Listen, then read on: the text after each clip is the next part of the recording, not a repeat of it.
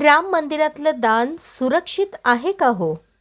अयोध्येतील श्रीराम मंदिरातील दानपेटीतून झालेल्या कथित चोरीच्या घटनेने संपूर्ण देशात संतापाची लाट उसळली आहे आणि याच संतापाचे पडसाद आज सोलापुरातही उमटले. ठाकरे गटाच्या शिवसैनिकांनी दाजी पेठेतील राम मंदिरात थेट रामरक्षा आंदोलन छेडलं.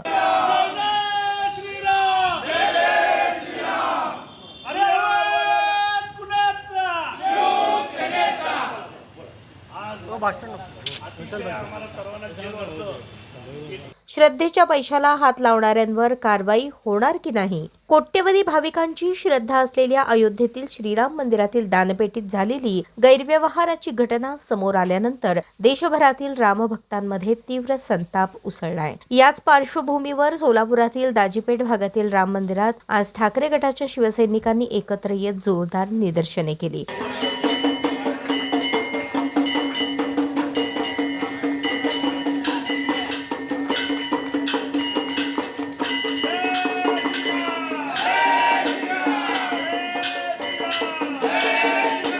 श्रीरामांच्या नावाने जमा होणाऱ्या भक्तांच्या श्रद्धेच्या पैशाचं रक्षण कोण करणार, असा सवाल आंदोलकांनी उपस्थित केलाय. भारत देशात राम मंदिर बांधलं गेलं, त्याच्या विटापासून चोरी झाली. त्या राजस्थानचा दीपक चव्हाण नावाच्या व्यक्तीने वीट मोफत देतो म्हणला. तेच वीट 5 पट रकमेने घेण्याचं महापाप हे भारतीय जनता पार्टीने सपोर्ट केलेले लोक त्यांनीच निवडलेले होते. तशा लोकांनी निवड करून आणि तिथलं पुजारी असेल, पूर्णच प्रशासन हा भ्रष्टाचार आहे. चोऱ्या करते, सोने असू द्या, काही अर्पण आपण करतो. आमची शिवसेनेने अर्पण केलेली वीट सहित तिथं उपस्थित नाही. म्हणजे अशा महापापी भारतीय जनता पार्टीचा आम्ही इथं निषेध करण्यासाठी आज आंदोलन केलेलं आहे. आज पूर्व भाग राम मंदिराचे आम्ही रामरक्षा आंदोलन चालू केलेलं आहे की प्रभू रामाचं मंदिर व्हावं म्हणून शिवसेना प्रमुख बाळासाहेब ठाकरे यांनी देशामध्ये आवाज दिला होता.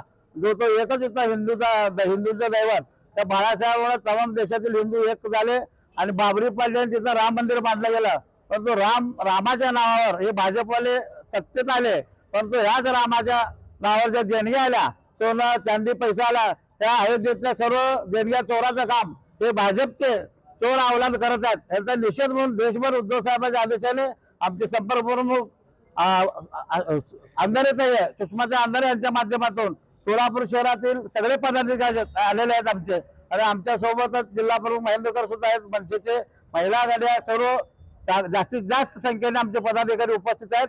परंतु देशभर नाही, पण आम्ही सोलापूर जिल्ह्यामध्ये असंच सगळ्या ठिकाणी वेगवेगळ्या ठिकाणी आंदोलन करणार आहे की राम मंदिर झाला म्हणून अक्षता वाटणार आहे. ते कुठे गेले आम्हाला कळत नाही. घरोघरी अक्षता वाटत आहे. जसं काय त्यांनी एकट्याने मंदिर बांधलेलं आहे. परंतु या मंदिर बांधण्यामध्ये मी सुद्धा जेलमध्ये होतो. गेले 12 दिवस त्यावेळेस आंदोलन 12 दिवस जेलमध्ये होतो. परंतु अशा आमच्यासारखे बाळासाहेबांना असंख्य शिवसैनिकांनी कार सेवा केल्या आहेत, त्या सेवेमध्ये सामील झालेला आहे.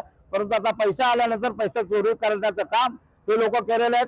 त्या अयोध्येमधील जे राम मंदिर ट्रस्ट आहे ते ट्रस्ट सुद्धा बरखास्त करणं गरजेचं आहे.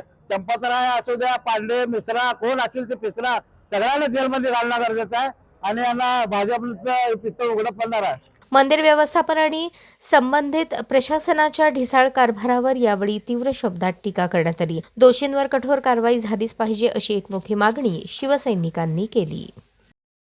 आजच्या राज्यकर्त्यांना ही आज सवय लागून गेलेली आहे. मराठीत एक म्हण आहे, स्वतःचं ठेवाचं झाकून आणि लोकांचं बघायचं वाकून. यांना दुसऱ्या पक्षात काय चाललंय आणि फोडाफोडीशिवाय दुसरं काम राहिलं नाहीत. महाराष्ट्रामध्ये असंख्य प्रश्न आहेत. राम मंदिराची केलेली ही अवस्था बघून मनाला फार वेदना होते. आज ज्या मतदारांनी त्यांना निवडून दिलं ते मतदार ह्यांचा पुढे जाऊन सूड घेतल्याशिवाय राहणार नाही, अशी मला गावी. ज्या भाजपने सनातन धर्म, हिंदू राष्ट्र, हिंदू धर्म या सगळ्या वल्गना केल्या, त्या भाजपच्या चंपतनं त्या ठिकाणी असलेल्या दानपेटीतली रक्कम, सोने नाणे, हार, पादुका, रामचरित मानस हे सगळं चंपत केलेलं आहे. आणि ही सर्व मंडळी मोदी साहेबांनी नेमलेली आहेत, आम्ही कोणी नेमलेलं नाही. तुम्ही प्रत्यक्ष शंकराचार्य जे हिंदू धर्माचे प्रतीक आहे त्यांना सुद्धा तुम्ही डावललं आणि तुम्ही बगल बच्चेला बसवलं. हे मंदिर सुद्धा तुम्ही RTI म्हणजे माहितीच्या अधिकारापासून वंचित ठेवलं किंवा बाजूला केलं. का तर तुम्हाला या ठिकाणी डल्ला मारायचा होता. तुम्ही एक राम मंदिर सांभाळू शकत नाही, तुम्ही भारत काय सांभाळणार?